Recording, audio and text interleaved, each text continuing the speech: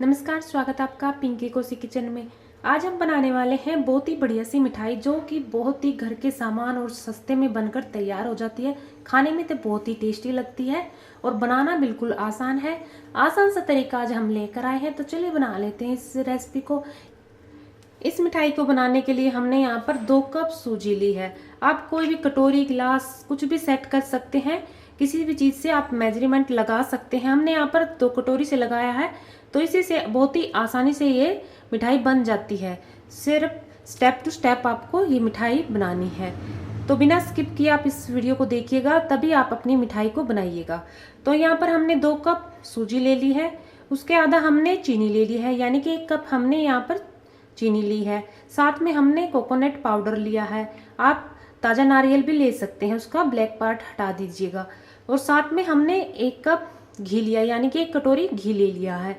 इसको हमने मेल्ट करके लिया है। अब ये सब चीज़ें हमने ले ली है। अब इसको बनाना शुरू कर लेते हैं। इसको बनाने के लिए हम गैस पर एक पैन को रख देंगे। तो हमने इसको बनाने के लिए पैन को गैस पे रख दिया। आप कढ़ाई, कोई भी बर्तन ले सकते हैं, उस पर गर्म कर लीजिएगा। अब इसमें हम डालेंगे मेल्टेड घी, जो हमने मेल्ट करके लिया है। अब घी को हमें बहुत ही अच्छे से गर्म करना, तभी इसमें हम सूजी डालेंगे। घी अच्छे से गर्म हो जाने पर इसमें हमने जो 2 कटोरी सूजी ली है वो डाल देंगे। तो ये देखिए, हमने गर्म घी में सूजी को डाला है, तो ये डालते ही एकदम से अच्छे से फूलने लगती है, इसलिए हमने इसको गर्म घी में डाला है। अब धीरे धीरे से इसको अच्छे से घी के साथ मिक्स कर लेंगे। आपको लग रहा होगा कि घी कम है, बिल्कुल भी नहीं। ये धीरे धीरे घी मेल्ट होता जाएगा और अच्छे से इसके साथ मिल जाएगा। तो मैं इस तरह से मिक्स करने के बाद गैस का फ्लेम मीडियम टू लो रखना है और उस पर हमें इसे हल्का सा भूनना है। ये नहीं कि इसका कलर हमें ज़्यादा डार्क करना है, हलवे के जैसा बिल्कुल भी नहीं करना। इसका बस हमें थोड़ा सा कलर चेंज करना, ताकि जब इसमें से सौंधी सी खुशबू आने लगे उस समय तक। तो अभी यहाँ देखिए, हमें 3 से 4 मिनट सूजी को भूनते हुए हो गए हैं। इस स्टेज पर अब हम डाल देंगे सूजी में कोकोनट पाउडर। अब 1 से 2 मिनट तक हमें कोकोनट पाउडर डालकर सूजी को फिर से भूनना है।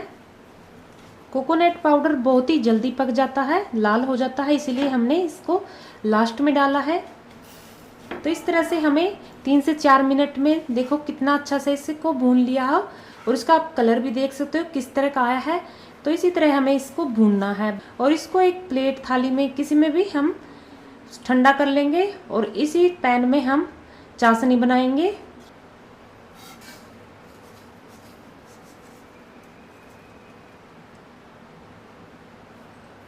वापस से हमने वही सेम पैन रख दिया है, उसमें हमने ये चीनी डाल दी है जो हमने 1 कटोरी ली है।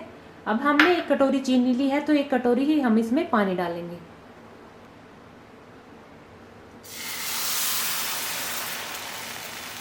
अब चीनी को हमें मेल्ट होने तक पकाना है। जब पानी में चीनी अच्छे से मेल्ट हो जाए, तब इसमें हम डाल देंगे थोड़ा सा इलायची पाउडर। आप साबुत इलायची भी डाल सकते हैं, फिर बाद में इलायची को निकाल लेना। इलायची पाउडर डालने के बाद अब इसको चला लेंगे।